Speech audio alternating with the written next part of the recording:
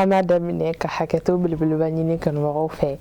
ka fo be bismillah awa jem ga mani kene kani wi sa sex room ya fo ka kuma di awma ako hakilna taw fo gele ami be oka na mi da ku fene ta ni ka juru sira la do be lu ke ka hakilna taw di oka kerengere ne ala munu be sugula fo ka ta se munu buka gadawla sansu la ha bela jele la wili bi ama fo bela jele bismillah anga kenenka o kum kon na referana anga jem kan da ku metalike min ka odi andona samya konna la am se ka fotento e sene ko ko kum konna na parce que antoni da kun do ta ha ma chama ya la nyini anga sekin adakun ka odi la aferme na kuma adakun kan tuguni bari mau chama jorole no ni samya dona ka ba ko chama be akono ni ame dunga fa otita sene ko onanyo na chama amina kumore kan bi sene rebe prepare tugodi samya donto hukum konna na odi anga dakui soni na min ga judu sira la lo fene bi lu ke ka hakina tawdi nani ngalbe mi fena polo ka ke na mi saka bino jabi bashi fushi tala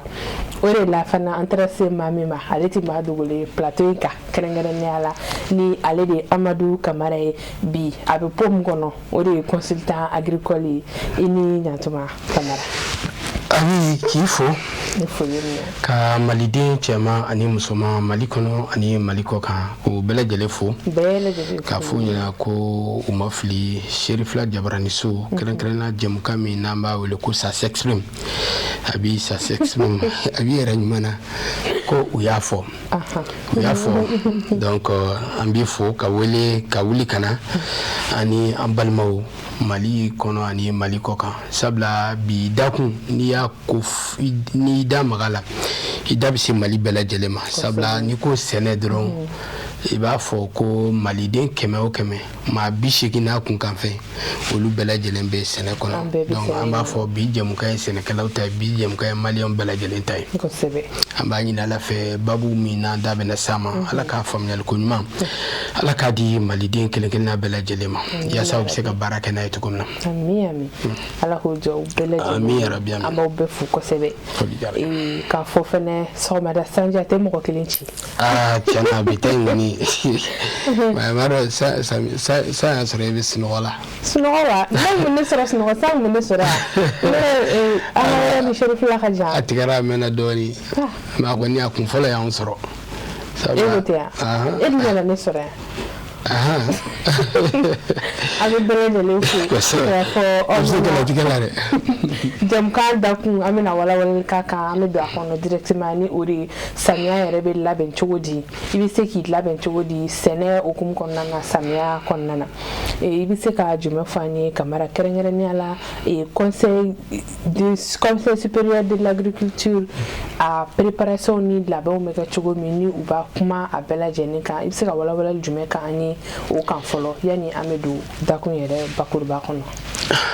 abi iniche ikani nyiningalila bamano ba fo ko forukura boti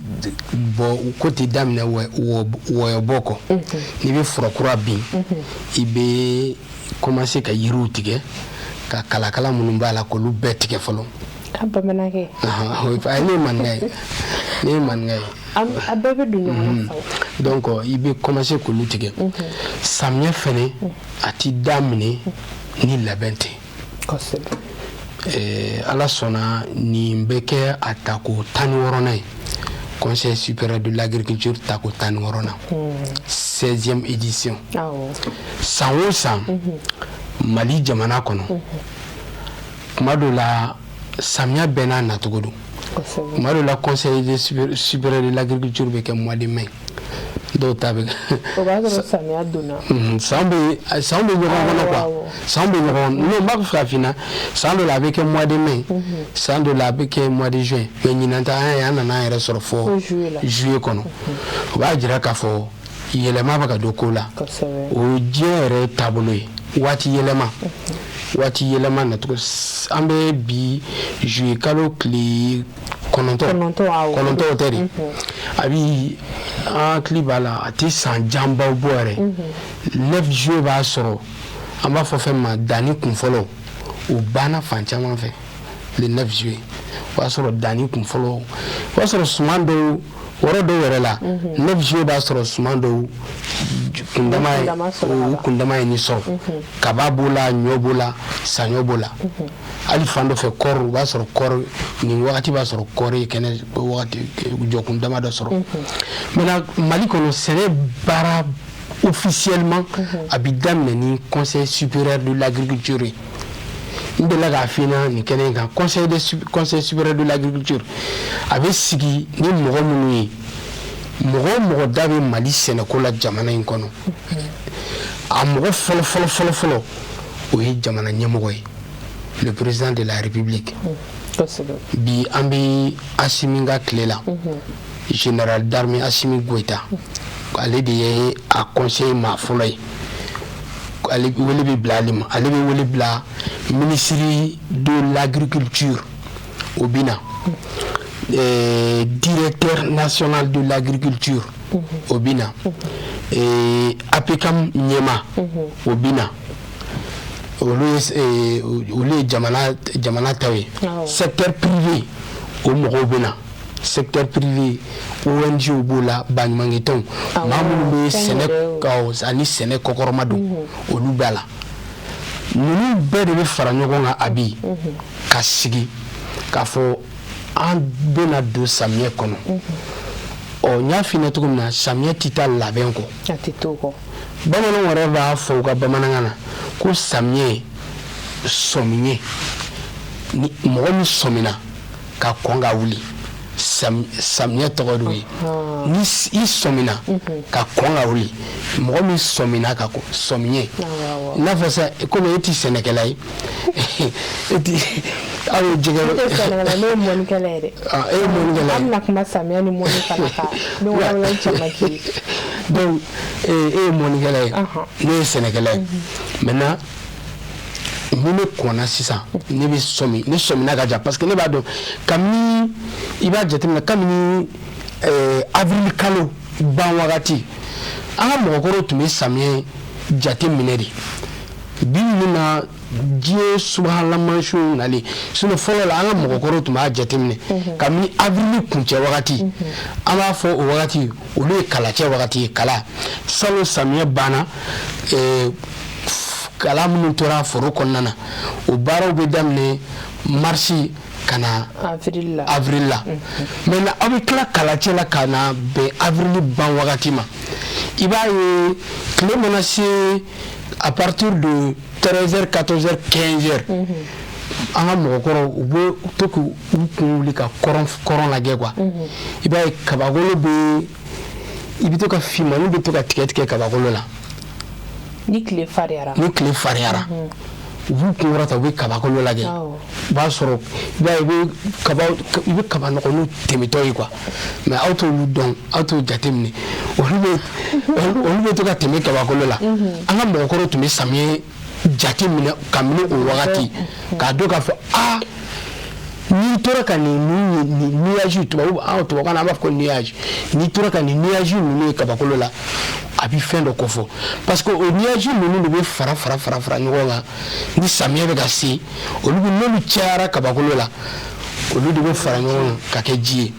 mais depuis avril kuncɛ kuma a bi an ka mɔgɔkɔrɔw an bɛnbaw tun b'olu jateminɛ k'a dɔn k'a fɔ n'aw tilara kalacɛ la dɔrɔn fɛn jumɛn bɛ tugu o la dɔrɔn nɔgɔ a bɛ taa nɔgɔ cɛ sununkun na sokɔfɛlaw la ani misi wɛrɛw la a bɛ taa nɔgɔ cɛ kalacɛ bɛ ban dɔrɔn nɔgɔcɛ bɛ tugu a la a bɛ kalo kelen avril bannen mai ka daminɛ le 1er mai ka taa fɔ le 15 mai a b'o kɛ nɔgɔcɛ la a bɛ samiyɛ bɛ labɛn tan de fɔlɔ la samiyɛ tun bɛ labɛn tan de donc sisan conseil supérieur de l'agriculture n'o ye dansigiw kɛ par exemple ɲinan Mali jamana ye jateminɛ min kɛ an mago bɛ 12 millions de tonnes de céréales bamanankan na ne ka mɔgɔw b'o de dɔn bamanankan na miliyɔn 12 sumankisɛ o miliyɔn 12 Mali mago b'o de la miliyɔn 12 kɔɔri la an mago bɛ 600 000 tonnes o ye tɔni 100 tɛ ba wɔɔrɔ tɔni a yi bɔ 100 tɔni ba wɔɔrɔ kɛ. ba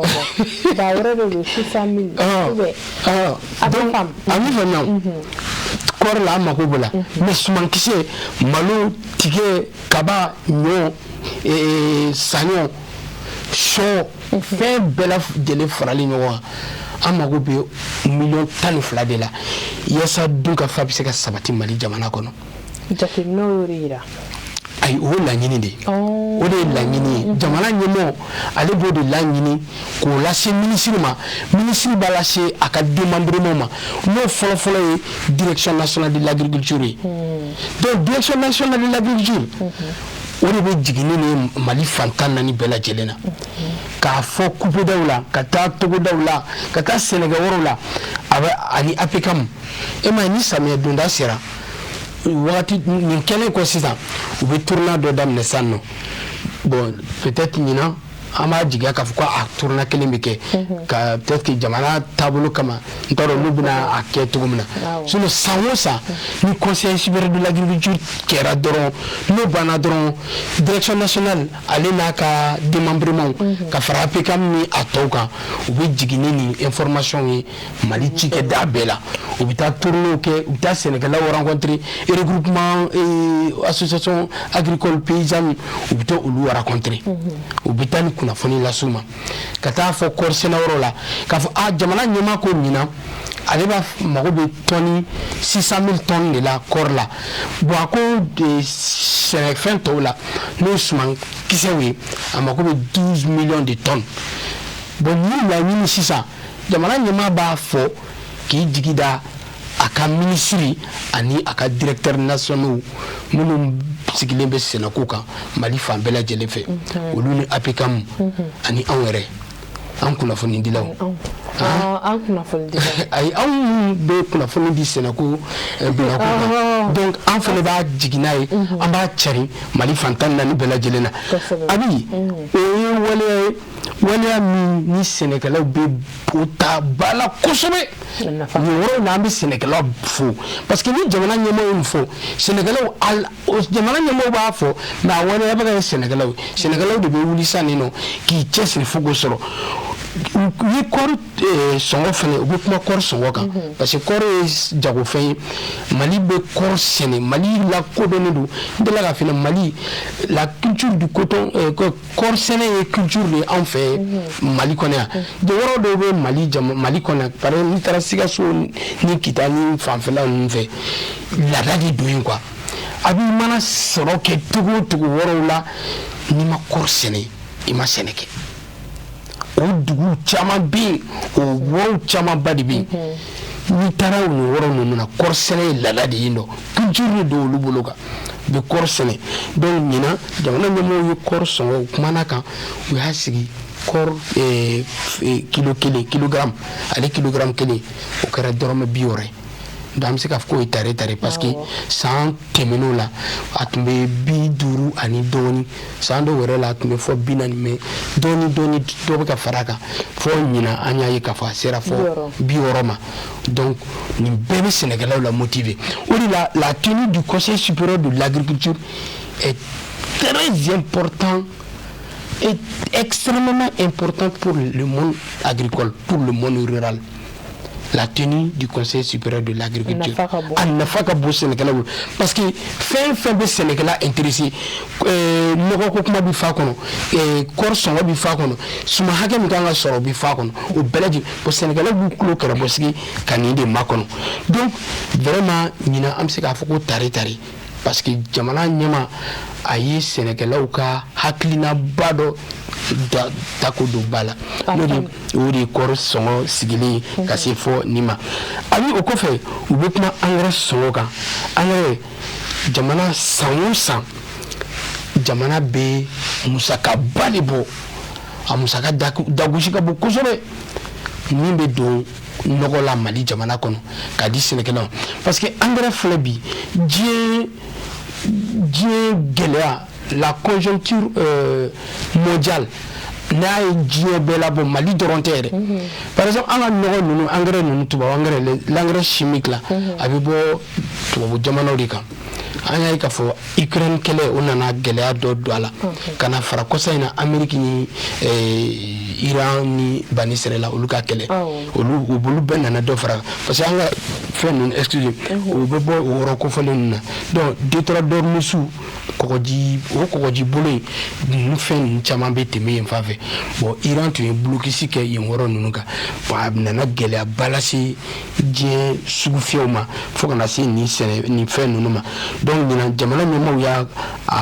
engrais subventionné jusqu'à 15 000 francs 15 000 francs par exemple misali la ni nɔgɔ ye 8,000 ye 8,000 o misali de ye quoi y'o de fɔ c'est pas parce qu'il y a plus donc jamana ɲɛmaaw b'i jɔ ni 3,000 ye donc i n'a fɔ sɛnɛkɛla bɛ 5,000 a san 5,000 la donc 8,000 na jamana bɛ 3,000 ta sɛnɛkɛla yɛrɛ bɛ 5,000 ta bon nin kuma bɛɛ de bɛ fɔ conseil supérieur de l'agriculture kɔnɔna na donc ni sɛnɛkɛla ma nin dɔn est ce que a bɛ se ka sɛnɛ kɛ a ma nɔgɔn donc ni a ye ninnu bɛɛ dɔn sisan k'a dɔn k'a fɔ nin fɛn bɛɛ lajɛlen information b'ale bolo ale tɔ tora min ye ni min fana o y'a sɔrɔ depuis ale y'a ka kalacɛ daminɛ avril a y'a ka nɔgɔ don mai kɔnɔna na donc a bɛ sigi ka jumɛn kɔnɔ sisan o ye sanji ye ni sanji nana fɛn fɔlɔ min fana bɛ kɛ o ye labour ye labour bɛ kɛ i b'o dɔn an b'a dɔn kɛ u b'a fɔ ma ko kɔrɔsiyɛn mɔgɔ i ye mɔnikɛla de donc a bɛ daminɛ ni labour ye u bɛ labour kɛ n'u tilara labour la nin bɛɛ y'a sɔrɔ kala cɛra nɔgɔ donna labour bɛ kɛ san ni labour kɛra a bɛ fɔ fɛn ma ko semi o ye danni ye danni fɛnɛ bɛ kɛ a bɛ ɲinan samiyɛ an ye Mali météo lamɛn samiyɛ daminɛ wagati kabini mois de olu ye prévision dɔw di parce que météo jɔyɔrɔba de fɛnɛ bɛ sɛnɛ la mɔgɔ caman t'a dɔn météo sɛnɛkɛlaw yɛrɛ bɛ baara kɛ ni météo de mais Mali la yan nɔ an bɛ ɲinɛ météo kɔ quoi alors que sɛnɛ yɛrɛ tɛ taa météo kɔ météo mɔgɔw ka ɲinɛ prévision na o y'a yira k'a fɔ ko ɲinan samiyɛ ji ka dɔgɔ ka ji ka dɔgɔ a ji ka dɔgɔ kosɛbɛ donc u kan ka sɛnɛkɛla sɔn hakili la sisan qu'est-ce que sɛnɛkɛla kan ka jumɛn kɛ sa a bi sɛnɛkɛla kan ka u ye sɔmi min fɔ ka sɔmi ka wuli joona na ka nin baara kunfɔlɔ bɛɛ kɛ ka ban n'o kɛra o t'a bannen dɛ sumansi u b'u hakili to sumansi la parce que n'a fɔra ko samiyɛ ji ka dɔgɔ samiyɛ anw fɛ yan nɔ an bɛɛ b'a dɔn fɔlɔ la samiyɛ tun bɛ taa kalo 3 kalo 4 parce que samiyɛ b'a daminɛ mai ban wagati ka don juin na juin kɔni b'a sɔrɔ lani kɔni bururu samiyɛ an bɛ juin bɛɛ kɛ lani na juin o b'a sɔrɔ an ye kɔrɔsiyɛli kunfɔlɔw daminɛ donc uti yɛrɛ la o b'a sɔrɔ sɛnɛkɛla bɛɛ tilara sɛnɛ la parce que bɛɛ b'a dɔn k'a fɔ uti la sɛnɛ tɛ se ka kɛ sɛnɛkɛlaw yɛrɛ tun bɛ an b'a fɔ ko mintan balontan na 45 premières minutes o tun bɛ kɛ ka daminɛ mai juin août an bɛ taa mintan na an bɛ taa sɛgɛnnafiɲɛ bɔ na parce que août la san bɛ se k'a daminɛ sɔgɔma a bi fɔ wulada fɛ cɔcɔ a b'a daminɛ sɔgɔma tile kuru bɛɛ bɛ se ka kɛ san bɛ ka na bon sɛnɛ tɛ se ka k'o kuma o de tun ye sɛnɛkɛla fana lafiya wagati mais o tun b'a sɔrɔ sɛnɛkɛla tilara sɛnɛ kunfɔlɔ kɛra ka ban danni kɛra kɔrɔsiyɛnni fɛn bɛɛ kɛra ka ban suman yɛrɛ ye alihamudulilayi a y'a sɔrɔ suman ɲɛ ka ɲi bon san min bɛ ka na suman b'a yɛrɛ dɛmɛ o kuma sɛnɛkɛla kɔni i bɛ to ka t'i ɲɛ dɔ foro kɔnɔ ni ala ye don kelen minnu bila a bɛ to ka taa an b'a fɔ a ma ko kɔrɔparoni k'a kɔrɔparon donc a bɛ taa ka taa bin kumaba minnu bɛ bɔ foro kɔnɔna na a bɛ taa ka t'olu tigɛ donc samiyɛ bɛ préparer tan de a bi a faamuna ni danni kɛra tile 15 o y'a sɔrɔ a ye tubabu nɔgɔ fana ye 2 ye ire ani nɔgɔfinma ire o ye jɛman ye ale de b'a to suman bɛ se ka den kɛ quoi suman bɛ den caman kɛ finman ye ni o qualité ka ca DAP b'a la a ka ca a qualité ka ca olu de bɛ suman fanga di suman ma ka suman n'a ɲɛ k'a kɔrɔta k'a fin olu b'o kɛ maintenant utu kuma o y'a sɔrɔ suman ɲɛna a ɲɛna yɛrɛ a ye fanga sɔrɔ à partir du mois d'août ka bɔ ka na utu laban ka na septembre la a bɛ ire k'a la a bɛ den o b'a to a b'a sɔrɔ suman commencera ka denni daminɛ o b'a tɔ teliya ka tila ka den fangamaw d'a ma donc a bɛ samiyɛ bɛ préparer nin cogo de la tan mais ni sinsin yɔrɔ do kanu yɔrɔ la sɛnɛkɛlaw a fɔra ɲinan ko ɲinan samiyɛ ji ka dɔgɔ samiyɛ jate minɛli bɛ kalo fila parce que n'i yɛrɛ y'a jate minɛ hali ni mɔgɔ min ma météo lamɛn yɛrɛ i b'a dɔn déjà an bɛ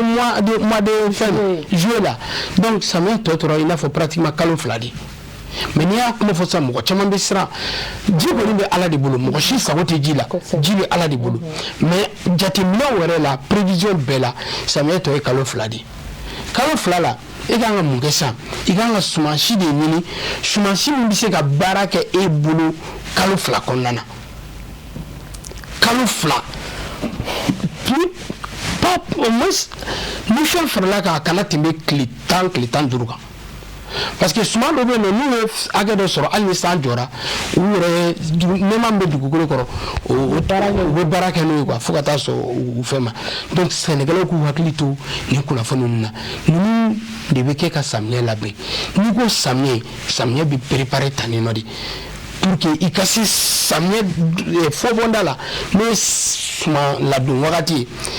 i ka se ka jaabi ɲuman sɔrɔ jaabi ɲuman ye jumɛn ye a bɛ jaabi ɲuman t'i sɔrɔ i n'a fɔ examen de don e bɛ baki la école bɛ taa octobre novembre décembre a bɛ e y'o bɛɛ kɛ e bɛ na école e bɛ bɔ so k'e bɛ taa école la récréation mana bɔ dɔrɔn e b'i ka sakini ta e bɛ tɛmɛ ni sen fila ye mɔgɔ minnu tora kilasi kɔnɔ ka san bɛɛ préparer leçon kun fɔlɔ ninnu c'est à dire examen la olu caman de bɛ na donc o mɔgɔ minnu y'olu préparer a bɛ e n'olu k'olu t'u sigi examen salle kɔnɔna na jaabi bɛ se ka kɛ kelen jaabi tɛ se ka kɛ kelen donc fo sɛnɛkɛlaw ka nin yɔrɔ ninnu faamuya k'a fɔ sɛnɛ tɛ kɛ kunfɛ ten sɛnɛ b'i labɛn de sɛnɛ mɔgɔ bɛ sɛnɛ labɛn i k'a jateminɛ a bi a tigi ka sɔrɔ bɛ bonya ni mɔgɔ min ma labɛn ta ye. o tiɲɛ mais e ko ko conseil in kɔnɔna na laɲini ye k'a fɔ ko 12 millions ka o suman ni ɲini mais an y'a ye k'a fɔ conseil ninnu bɛ kɛ wagati dɔw la a bɛ kɛ mai kalo wagati dɔw la a bɛ kɛ juin wagati dɔw la ɲinan ta i yɛrɛ ko k'a kɛra fo juillet o ye danfara dɔ ye fɔlɔ samiya fana ma don joona yalima an bɛ se k'a fɔ ko o bɛ se ka sɔrɔ a kɔnɔna na hali ni koroni kɛra an bɛ se ka fɔ a bɛ se ka sɔrɔ a bɛ se ka sɔrɔ n'o de f'i la nin bɛɛ buna hadamadenw ka faamu ye hakilinata ye mais a bɛɛ b'i laban ala ta di ma parce que ji bɛ ala de bolo n y'o f'i la c'est vrai an bɛ se k'a jateminɛ k'a fɔ bon parce que n'i ye san yɛrɛ tacogo jateminɛ an ka samiyɛ k'a daminɛ juin depuis mai ka na septembre la o ye samiyɛ mais ala de b'a yɛrɛ sago la ji bɛ se ka taa fɔ septembre fo bien fɔ octobre la o bɛɛ bɛ ni ma fili o yɛrɛ delila ka kɛ jamana in kɔnɔ san dɔw la san ye septembre bɛɛ la tɛmɛ o bɛɛ bɛ se ka kɛ mais laɲini minnu kɛlen filɛ nin ye a sɔrɔli a fanba a bɛ diba sɛnɛkɛlaw la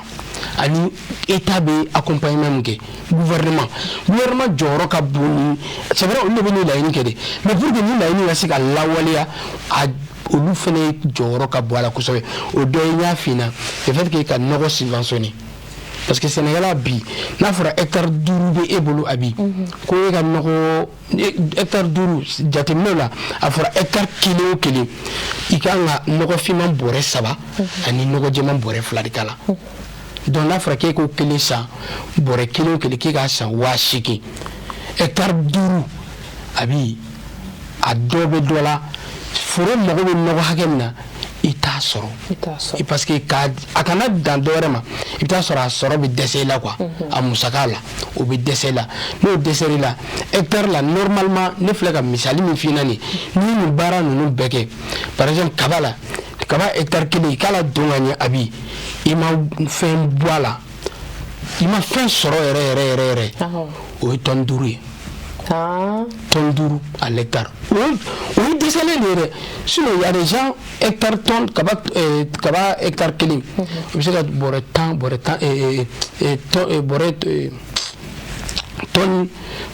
tonne chicken force, c'est tonne tam, hectare kelim. Mais avec la baby du bon préparation, vraiment, ça vient à point nommé. Faut que les Sénégalais coup watli tonina. Ni Sénégalais ni famille ka baraka ni abi soro. Science par exemple ni kemesara ni bela jeleke a to dafali no garsiga o tete me duru woroka tetema ni beke quoi o soro la ni science bela mi dafa o tete me duru woroka parce que il fait il fait ni beke trop koro e koni ato ebisiki ki iteke dai singa ko donc faut que Sénégalais kan woro no fam et amari fana wakati yelema kololo fana be se ka ke degumbay ni o na sugu nunu nana ibi se ka jume fana fo Sénégalais be se ka préparer ina fo ji chara wal maji masoro o se ku préparer ni jume. Voilà, ali mois de juin kasoro asoro samba mana am se ka fo samia mo bi mo chama bare ya fo ne ko bi de ko samia damnana parce que abi do Sénégal am Sénégal woli Sénégal o do la dogon par exemple kunu no woli ke Sénégal worom na be Sénégal woro nani durubo yani ngane kan jamga kenega ku nyininga no leli ke woro mununa chama bari ayira ne la ka fo abi ko chere la sami sanji olu yere sanji nyena ma soro ka tugu nyogona atete mi dogo kunkelenga ka sami sanji yere soro parce que le 1er juillet o ya soro dani madame ne fan chama fait le 1er juillet là mais woro damado donné bon par exemple nous dani que 1er juillet là 1er juillet mais ça ateka nani où ali tugodo fala ya doronte ali tugodo fala nous final so dugu degota ne be ni information yo re final anti Sénégal la foni dilate ndrone on be Sénégal de kolo parce que ne re Sénégalais yo fina ne re Sénégalais comme no de kunana c'est ça parce que gérer tout de ça camera non de kunana gérer tout kele fla drone bala abi oyi kayelema bi ka bara tabolo la ne tabolo kura munu bini sele mago bolu la oyi sumansi ki agli to sumansi la kanata sumansi dan sumansi munu be kalo saba kalo nani ke ikanata o sumansi dan ika sumansi nini sumansi mi le biolevla le bioro o sumansi be bi mais si vous faites des goûts kenya ma ayi no to o te de o sumansi be no olu dabole do kama olu dabole do kama mais bi ibi ka kenya comme peut-être que c'est ka bagaji ko nunu de bagaji ko nunu mais ba ka fait le refina o woro la abi o la ko samete mo makono en Sénégal au fo samete mo makono ne mais la Sénégal kan jumene ke abi an nan sigi ka tuwa no kono an nan sigi ka bagaji kono an yi ka fo ni kelen ga abi foli belebele bala c'est islamia de mento ansaru a bureau national adien Mali a nyemo ba ela Modibo Diallo ba fo ni kenen ga ana ka tondu abi we initiative do tanyina an ka Mali Sénégalais en tout cas on passera woro la bi olu chama nyinga olu ko ni alhamdulillah olu chama clara ere olu ko ba de clara kaba parce que olu sigi kami mois de mars olu ka nogo la be olu ka foro la be ku ka nogo la be u ka shi la be depuis mois de mars parce que mo jité samete mo kono Sénégal kana sigi ka foko ibe engrais makono Sénégal kana sigi ka foko kibe bagaji makono Sénégal kana sigi ka foko kibe sans nani makono pour que ki ka foro la bara faut Sénégal kana be anticiper quoi ou la ansaru ka formation yala la fa ou Sénégal la kala ni bara nunu la ka foko Sénégal kana de fɛn ninnu na i n'a fɔ nɔgɔ tubabu nɔgɔ i n'a fɔ tubabu bagaji ninnu u ye bagaji labɛn fasugu dɔ kɛ a bi en tout cas an passera wɔrɔ bi olu bɛɛ y'u ka bagaji labɛn k'a sɔrɔ samiyɛ ma se u bɛɛ y'u ka nɔgɔ labɛn k'a sɔrɔ samiyɛ ma se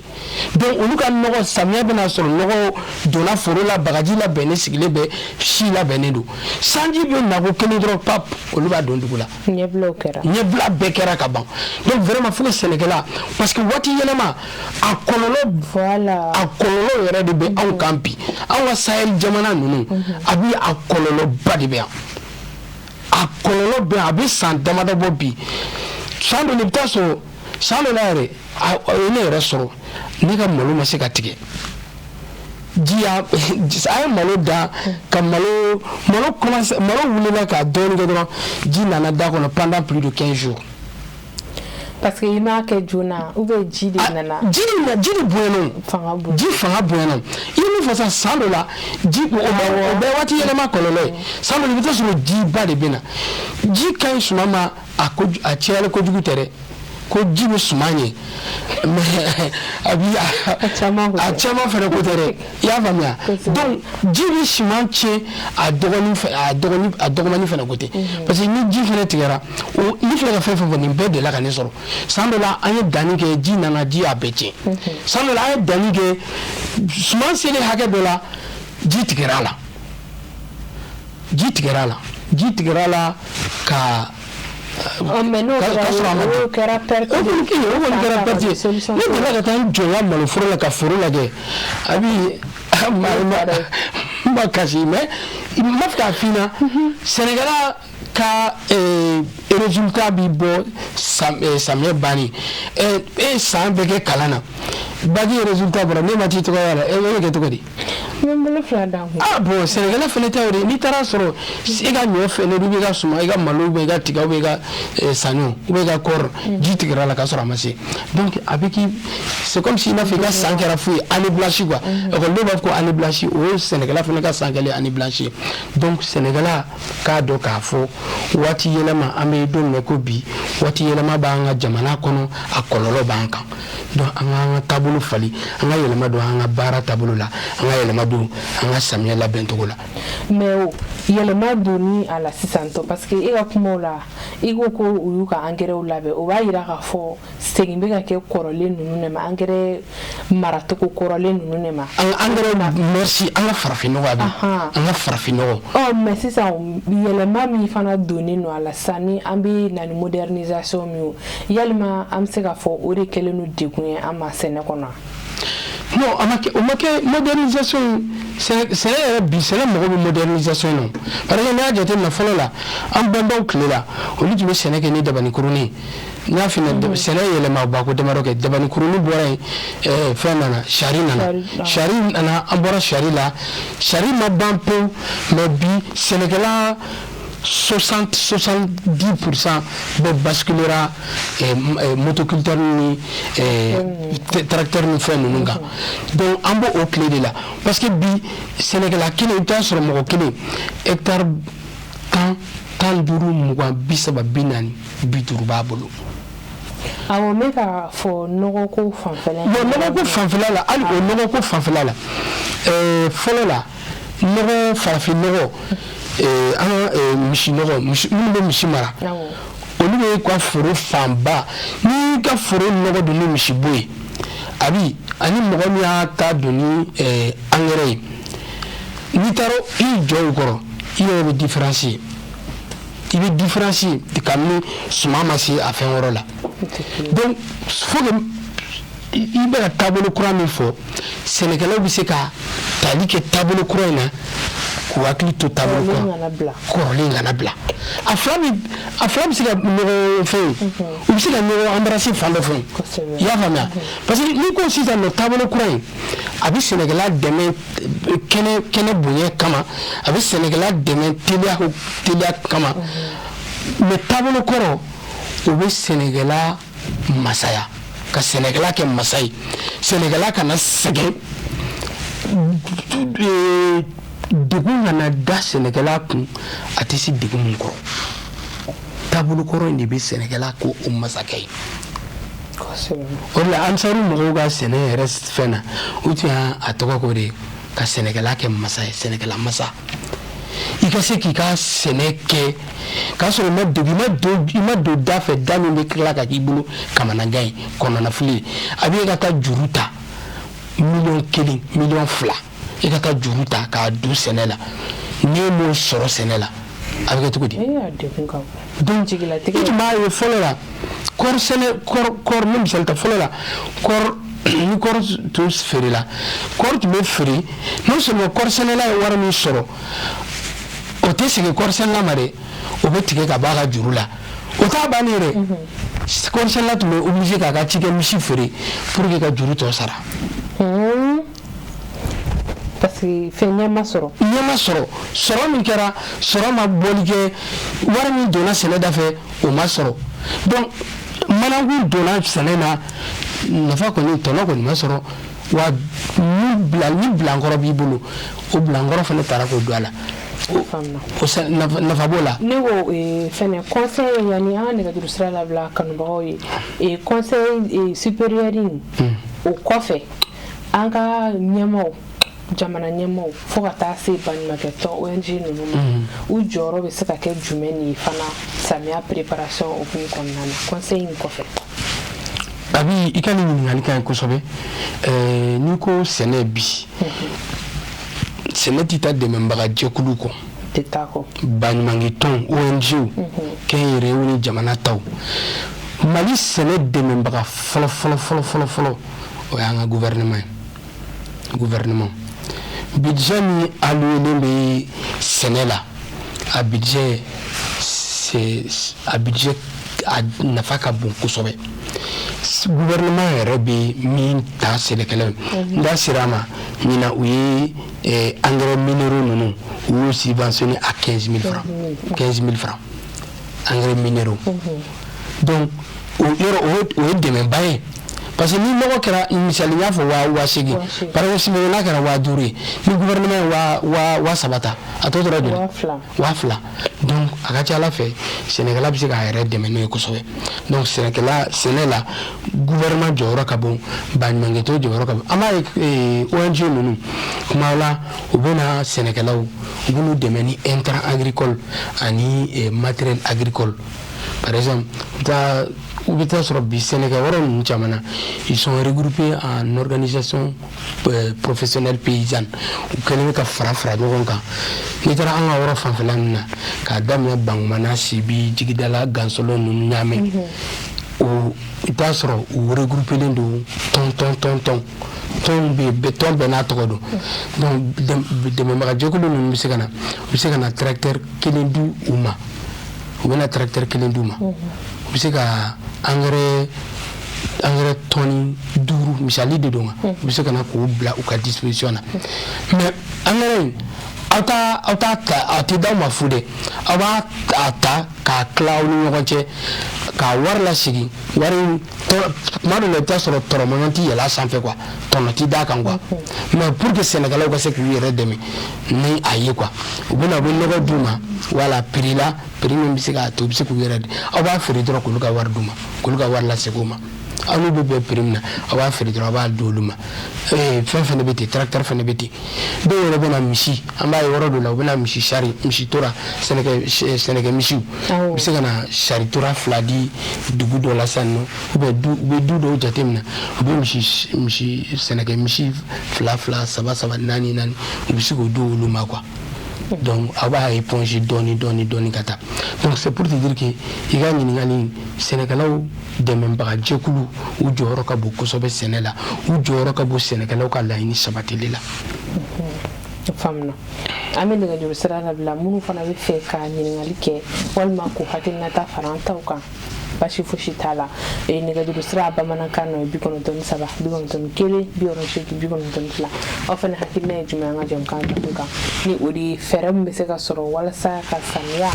ka a labɛn bɛ se ka kɛ cogo min na ni sɛnɛ hukumu kɔnɔna na sɛnɛ mana se sɛnɛ yɛrɛ bɛ se ka labɛn cogo di o n'a ɲɔgɔnna caman an ka da kun bɛ tali kɛ o de kan a bɛɛ lajɛlen fɔlen don fo aw sigiyɔrɔ la an ye walawalali caman kɛ sisan tɔ faamuyaliw sɔrɔla fana hakili la ani ɲɛfɔliw kɛra dɛmɛw hukumu kɔnɔna na ani aw bɛ se ka labɛn ninnu kɛ cogoya minnu na o n'a ɲɔgɔnna caman an bɛ foli kɛrɛnkɛrɛnnen kɛ Abu Sanogo ye yan fo Côte d'Ivoire ale jɛmukan kanubaga jɔnjɔn kosɛbɛ an b'a fo an b'o de fɔ min salamu wa alaikum salam tɔgɔ ni jamu k'an wele ka bɔ min sirifila mɔgɔ tɛ yan ko sirifila awɔ ne kuma fɛ ka n da don a ka ɲininkali la dɔɔni an tulo b'i la cɛ bɔra ka yɔrɔ minnu fɔ sɛnɛko la sisan Mali kɔnɔ yan bi sɛnɛkɛlaw tɛ ka dɛmɛ u dɛmɛ cogo la dɛ bi an bɛ ka angɛrɛ san bi 7,000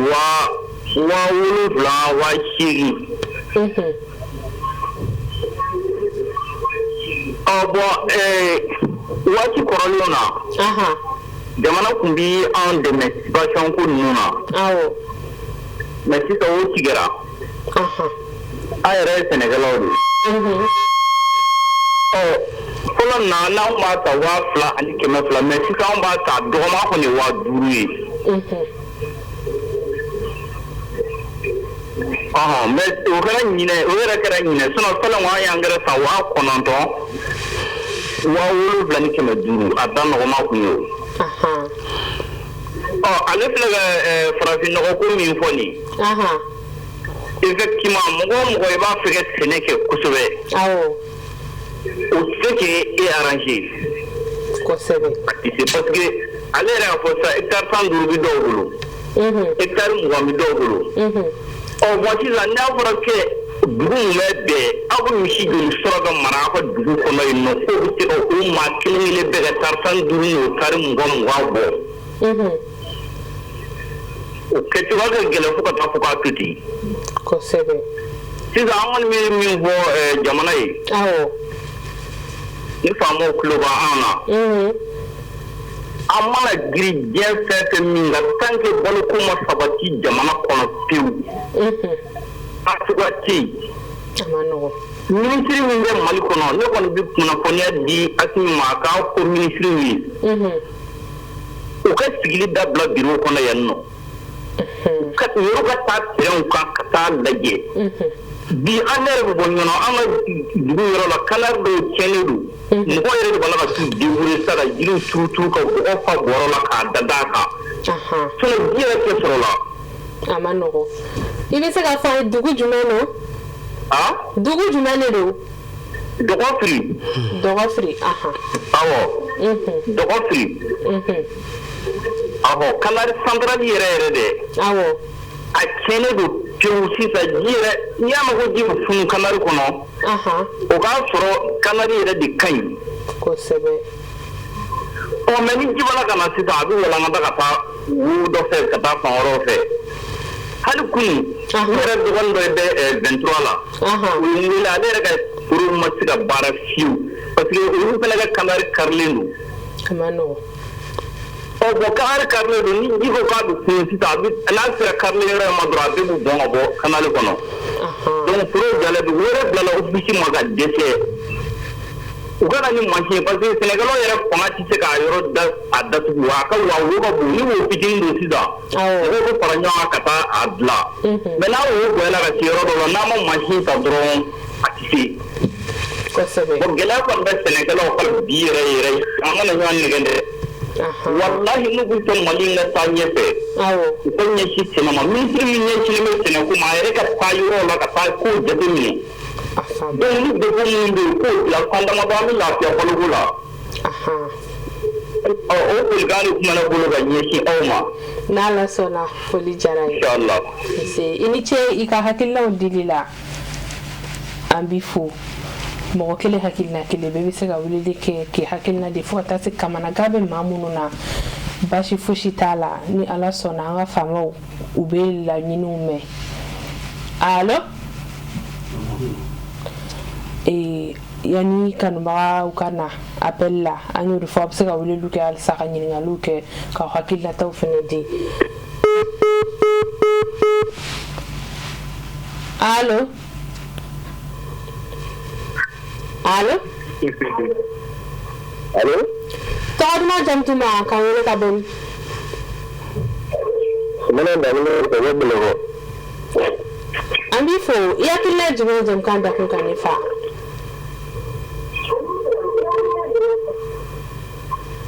Hakilina de nɔgɔ ko.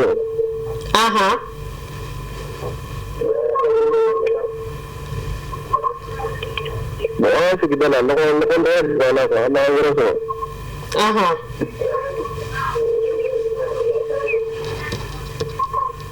Mais pourquoi bi Sénégalais bɛ se ka taa yɔrɔ nɔgɔ tɛ yɔrɔ kɔnɔ?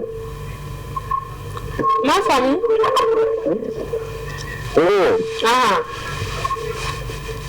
Ni sɛnɛ min na ni engrais kɔ engrais t'an bolo.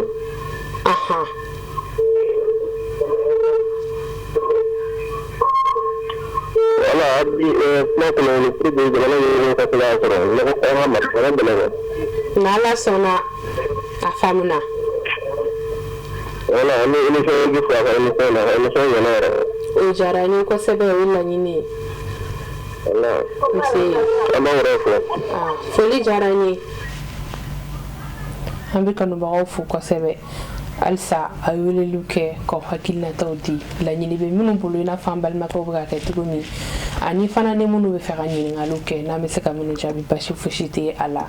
a y'aw hakilinataw di an bɛ foli kɛ yan fo Buguni n'i y'a mɛn ko sɛnɛ fana Buguni fana ye sɛnɛkɛyɔrɔ dɔ ye allo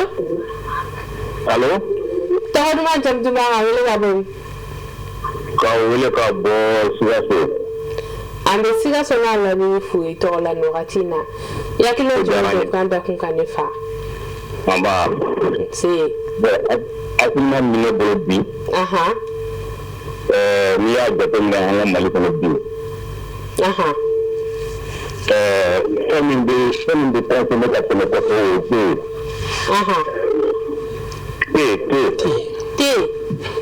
Awɔ.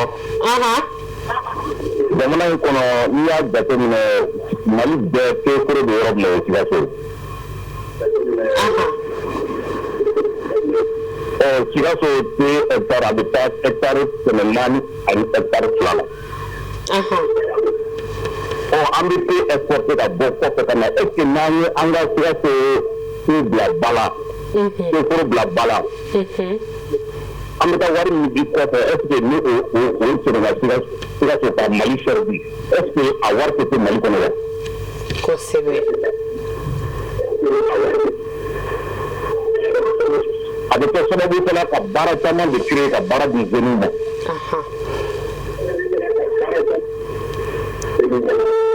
Baara bɛ kɛ usine kɔnɔna na produit a bɛ feere commerçant b'a feere ça veut dire que jeunes fana b'a feere boutique caman bɛ dayɛlɛ prix feere kama. Kosɛbɛ. Sinon sarako tɛ usine filɛ nin ye a basigira hali foyi t'a kɔnɔ foyi t'a kɔnɔ depuis Chinois taara usine ma kɛ usine ye tuguni.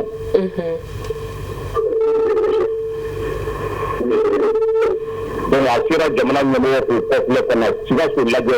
Sikaso ye sɛnɛkɛyɔrɔ duguba de ye.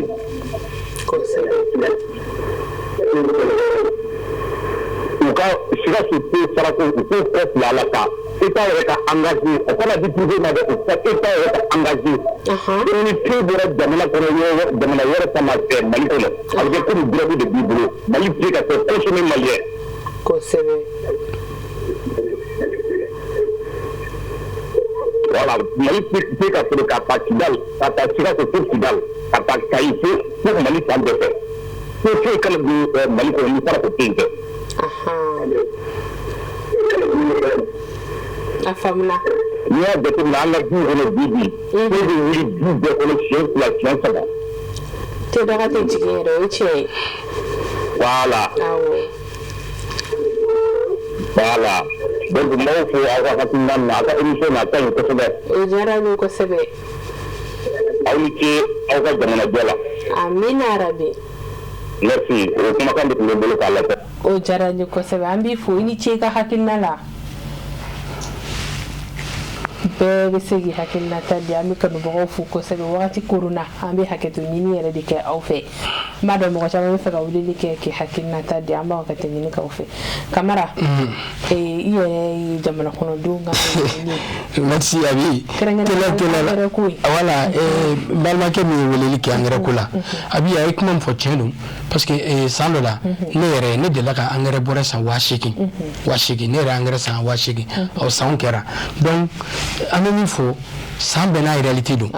ne ye subvention ko kuma de fɔ subvention kuma dɔ la Abi a tɛ se sɛnɛkɛlaw ma joona na et puis subvention nɔgɔ min bɛ subventionné i t'a sɔrɔ souvent a quantité tɛ labɔli kɛ quoi donc bɛɛ tɛ se k'a sɔrɔ bɛɛ tɛ se ka subvention sɔrɔ o la mɔgɔ caman bɛ moyen bɛ mɔgɔ ye olu t'u sigi ka nin kɔnɔ parce que nin mɛna heure min na